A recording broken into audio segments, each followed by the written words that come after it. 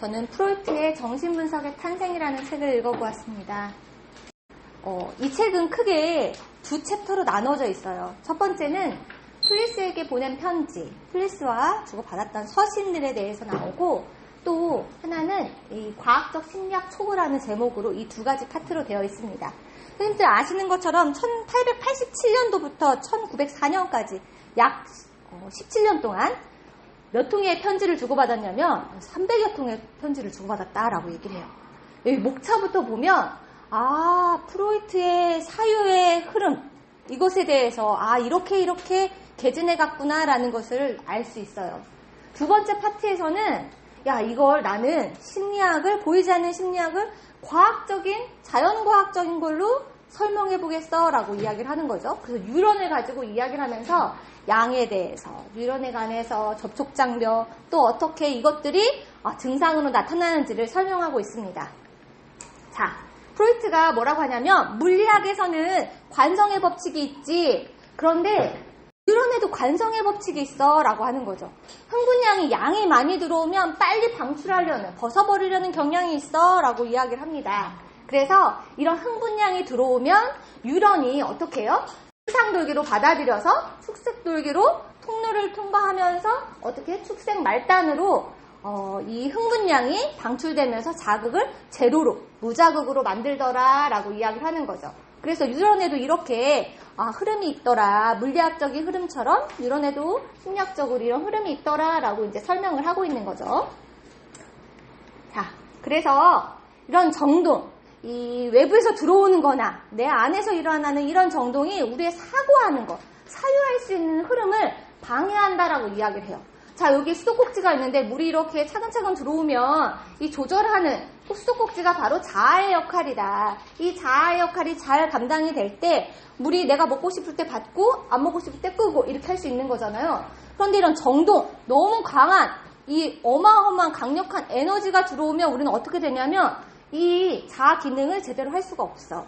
사유를 제대로 할 수가 없어. 그래서 어떻게 돼? 증상이 나와. 그 신경증에 대해서 계속 사유를 했잖아요. 연구를 했는데 전환신경증, 전환 히스테리가 나타나고 정동에 의해서 정동이 이동하는 걸 통해서 강박증이 나타나 그 정동의 변형은 불안증이나 이런 멜랑콜리를 일으키더라라고 프로이트가 이야기를 하고 있습니다. 자, 그래서 저의 질문은 그럼 프로이트는 이런 정동의 흐름, 정동이 어떻게 흘러가서 어떻게 방출되는지 이런 것을 신경학적으로 어떻게 이야기를 했는지를 제가 오늘 설명을 해보려고 합니다.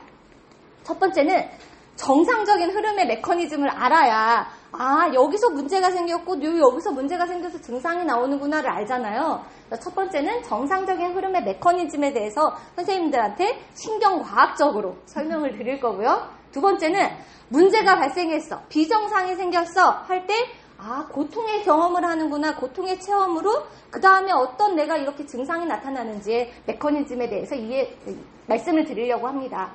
마지막으로는 이렇게 나타난, 고통 체험으로 나타난 증상, 강박증이라는 증상의 사례를 엠마 사례를 통해서 선생님들한테 신경학적으로 설명을 드려보도록 하겠습니다. 첫 번째는 정상 흐름이에요. 자, 이 도식 처음부터 갖고 오면 선생님들 으악해서 처음부터 안 들으실 것 같아서 지금 준비했어요. 여기에 보시면 딱 초고 바로 앞에 이게 나와요. 이 증상들 자기가 압축해서 쓴 기호들에 대해서 나오거든요. QN 뭐냐면 흥분량이에요. Q는 외부에서 들어오는 흥분량이고요. 외부를 통해서 나타나는 흥분량이고, QN은 내부에서, 심리적으로 안에서 나타나는 흥분의 양이에요. 컴퓨터로 따지면 전원을 꼽아서 전기가 이제 들어오는 거예요. 에너지, 흥분량입니다.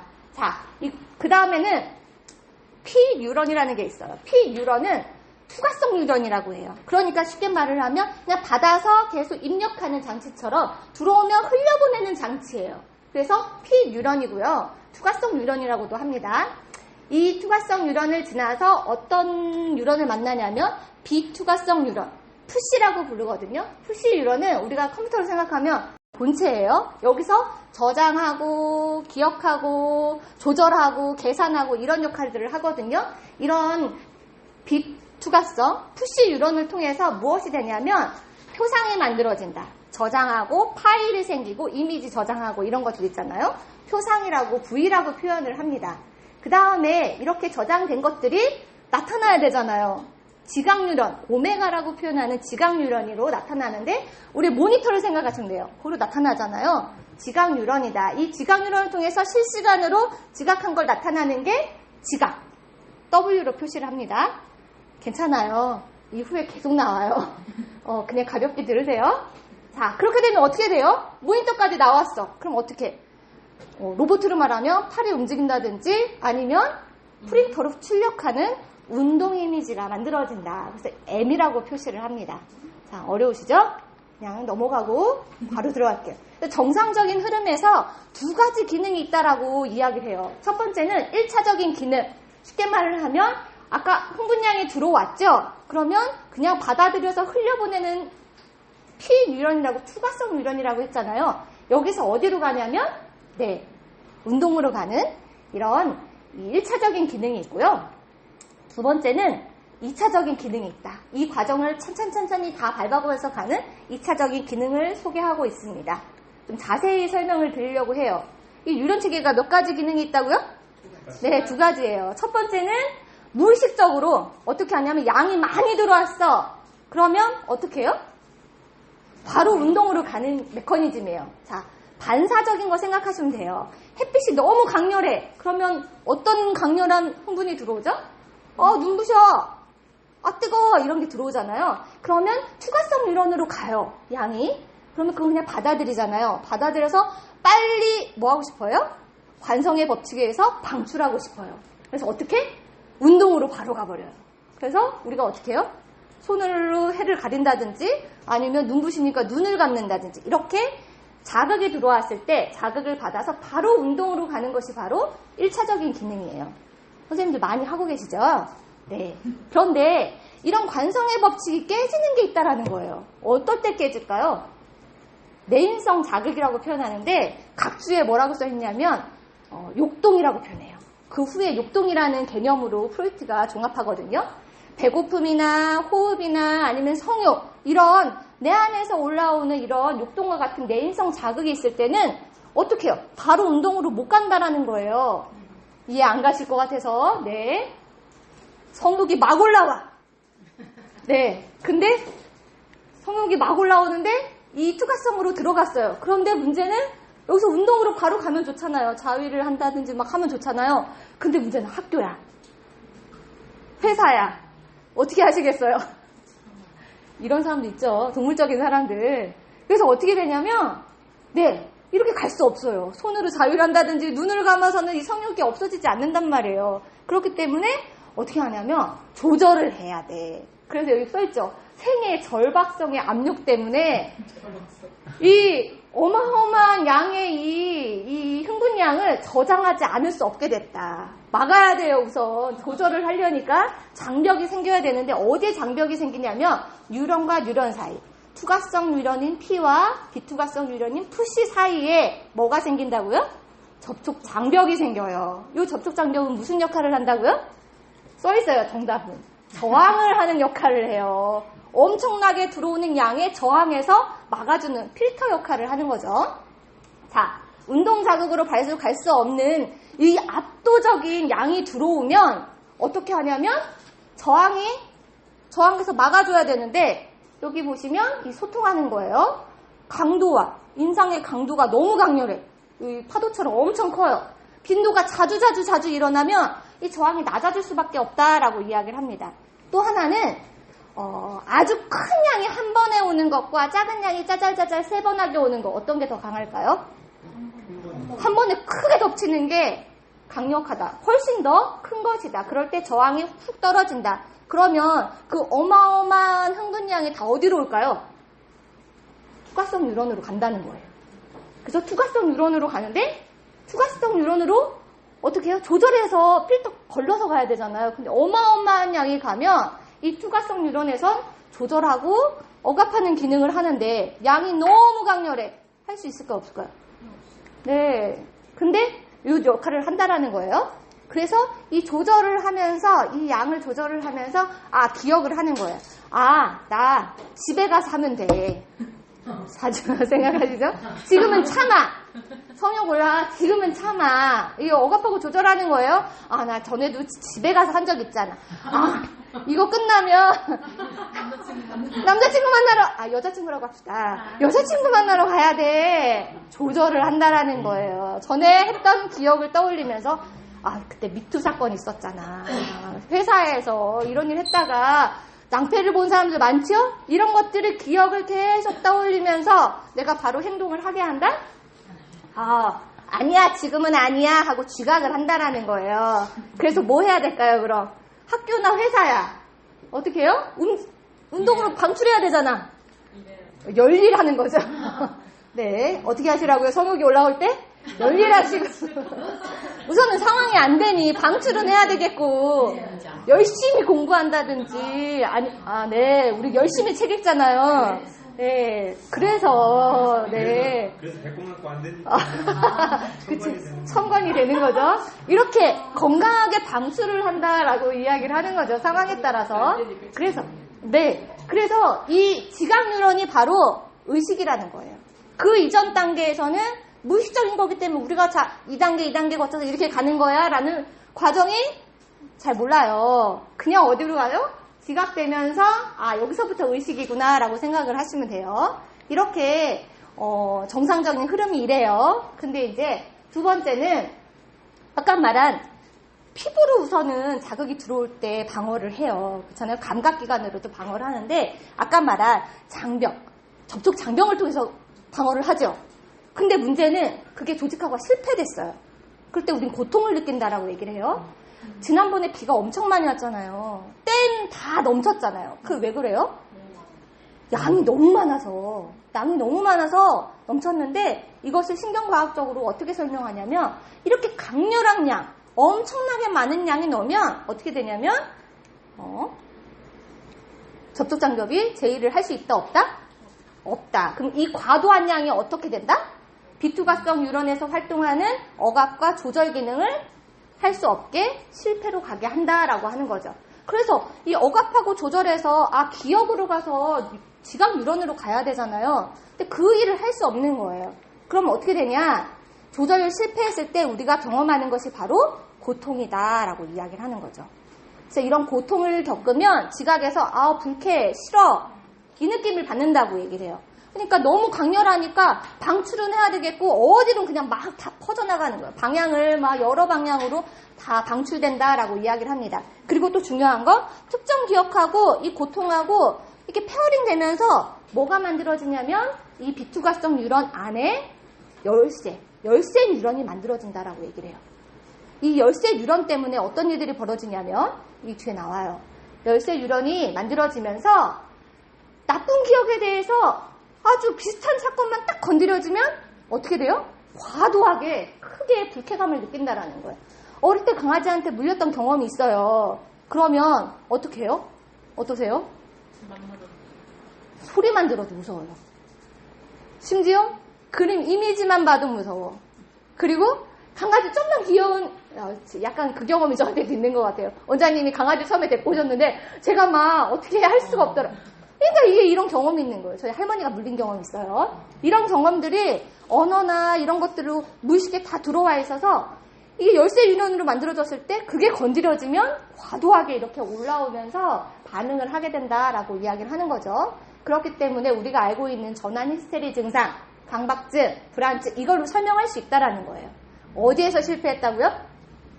이 압도적인 양이 억압하고 투과성 뉴런 안에서 억압과 조절이 실패됐을 때 바로 기억으로 가서 지각, 운동으로 빠져야 되는 정상적인 흐름으로 가지 않고 전환 히스테리는 바로 운동으로 가버려요.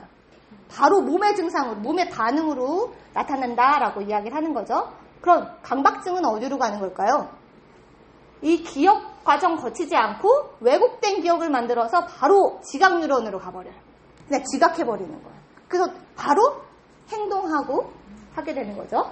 그리고 불안증은 이 억압 조절이 실패했는데 채널을 못 찾았어. 그냥 그 순수한 불안 형태가 그냥 느껴지는 것이 바로 불안 신경증이다라고 이야기를 하고 있습니다. 세 번째로는 이런 강박신경증에 사로잡힌 이제 엠마 사례에 대해서 소개를 드리려고 해요. 엠마가 어떤 증상이 있었냐면 상점에 둘이 가는 건 괜찮아. 근데 혼자 상점에 들어가려고 하면 들어갈 수 있어요? 없다라는 거예요. 그래서 혼자 들어가지 못하는 이런 강박에 사로잡혀 있던 엠마에 대해서 프로이트한테 이제 분석을 받으러 온 거죠. 자, 이 엠마한테는 이 두 가지 기억이 이제 분석하면서 두 가지 기억이 떠오르는데, 첫 번째는 자기가 아무래도 이런 상점에 들어가지 못하는 그 기억이 12살 때 경험 같아요 하면서 처음에 이야기를 해요. 12살 때 이 12살 엠마가 사춘기가 곧 바로 지났을 때 이 편의점에 들어간 거예요. 상점에 들어갔는데 여기서 남자 직원 2명 있었는데 그들이 자기를 보고 웃고 있었다라는 거예요. 그래서 나오면서 무서워서 공포에 압도돼서 막 도망 나왔다라고 이야기를 합니다. 두 남자가 자신의 옷차림을 비웃은 거야 라고 해석을 해요. 그러면서 둘 중에 한 명이 좀 성적으로 매력 있었어 라고 기억을 하고 있었다라는 거죠. 그리고 그 다음 회기에 와서 어릴 때 기억을 하나 더 이야기를 해요. 뭐냐면 어릴 때 8살 때 이제 더 과거를 가서 8살 엠마가 사탕을 사 먹으려고 상점에 갔대요. 그런데 거기에 상점 주인이 있었는데 그 상점 주인이 엠마의 옷 속에 손을 집어넣고 생식기를 만지면서 성폭행을 했다라는 거죠. 그런데 엠마는 그 다음날 또 갔대요. 2번을 간 거예요. 그렇기 때문에 자기가 내가 잘못한 거야 라는 게 있었다라는 거예요. 자, 여기서의 이 두 가지 이야기에서 반복적으로 나타나는 게 뭐냐라고 의식으로 나타나는 것이 바로 웃음이다 라고 이야기를 합니다. 자, 왜 웃음일까요? 아까 다 제가 얘기했지만 점원들이 웃고 있었다라는 거예요. 엠마를 보고 웃고 있었어요. 그런데 상점 주인이 성폭행을 하면서 웃었다라는 거예요.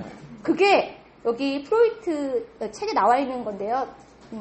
의식적인 부분에서는 점원들, 웃음, 옷 이게 기억이 난다라는 거예요. 근데 무의식적인 거에서 상점 주인도 의식 못했었고 성폭행 당한 거 여기에도 옷이 있었는데 어떻게?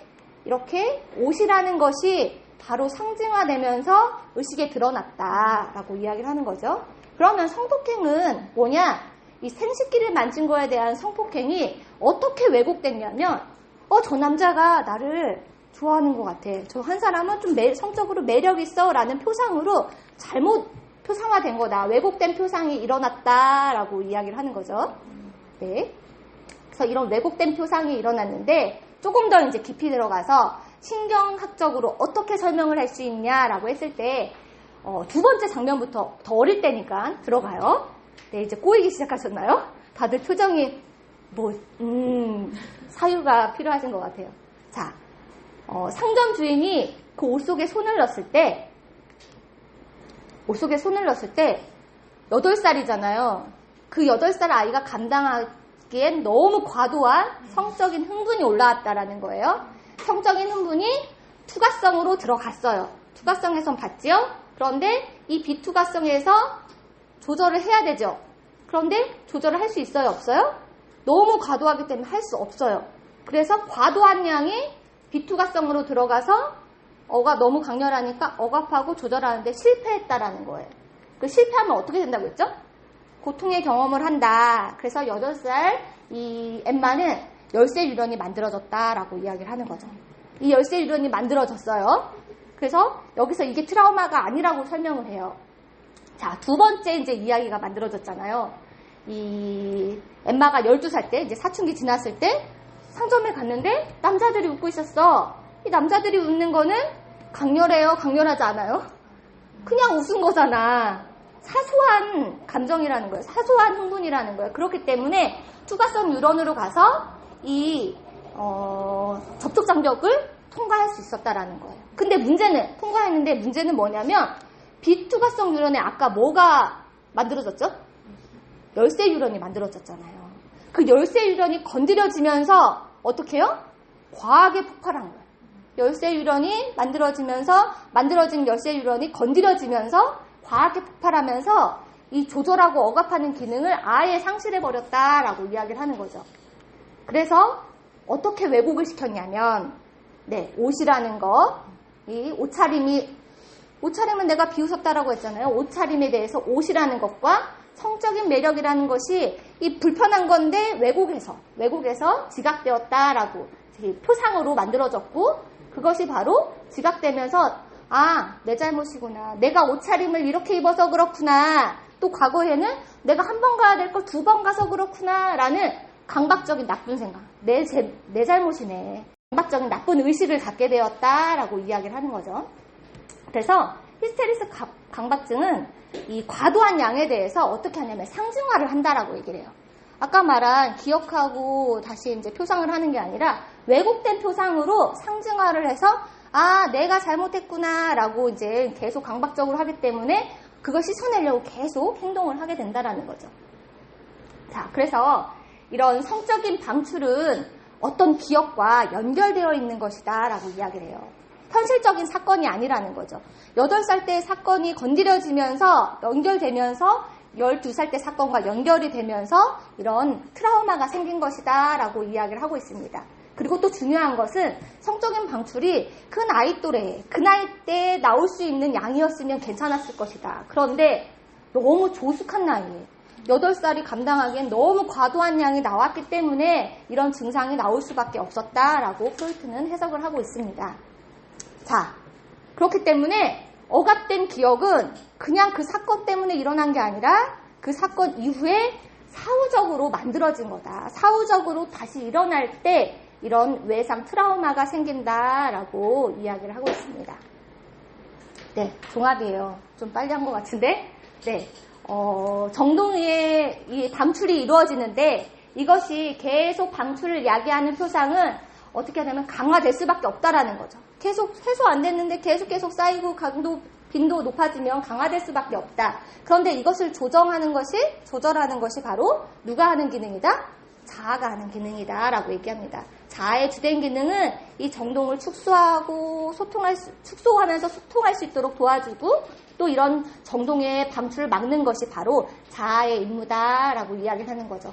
자아는 여기에서 신경학적으로 어디에 있는 걸까요, 그럼? 강의 다 들으셨으니까. 네. 비투가성, 뉴런에서 하는 역할이 자아의 기능이다라고 이해를 하시면 좋을 것 같습니다. 그러면 그래, 나 그렇게 길이 만들어줬어. 어떻게 할 건데 그럼? 계속 나는 무의식적으로 계속 글로 가는데 어떻게? 여기서 얘기해요. 자아는 전에 지각 방출의 이미지에 선을 투했던, 그러니까 내가 그런 압도된 것에 의해서 신체로 운동 반응으로 계속 선을 투여했어요. 그럼 내가 그 방법으로 계속 간단 말이에요. 근데 중요한 건 언어로 그 방법을 바꿀 수 있다. 다른 채널을 확장할 수 있다라고 이야기를 합니다. 그래서 언어를 통해서 뉴런들 사이에 소통하면서 기억하고 떠올리고 조절하고 억압하고 하면서 이 과도하게 나오는 것들을 안전장치처럼 안전밸브처럼 조절할 수 있는 것이 바로 뭐가 할 수 있는 기능이다? 언어가 하는 기능이다 라고 이야기를 합니다. 선생님들 다 아시는 것처럼 프로이트는 자유현상에 대해서 이야기를 했어요. 자유현상이 바로 히스테리 환자들을 치유하는 방법이라고 얘기했는데 같은 맥락이에요. 내가 바로 자극이 들어왔을 때 반응으로 행동했다면, 동물처럼 행동했다면 언어를 통해서 조절하고 접촉장벽 지나면서 조절하고 생각하고 저장하고 저장된 기억을 다시 떠올리고 하면서 언어로 방출할 때 우리의 삶이 이런 환자들에서 벗어날 수 있는 삶을 살 수 있다라고 이야기를 하고 있었습니다. 이 1000권에 있는 지식들이 바로 언어로 우리가 표현할 수 있는데 도움을 주는 채널이 아닐까라는 생각을 했습니다. 강의 마치겠습니다.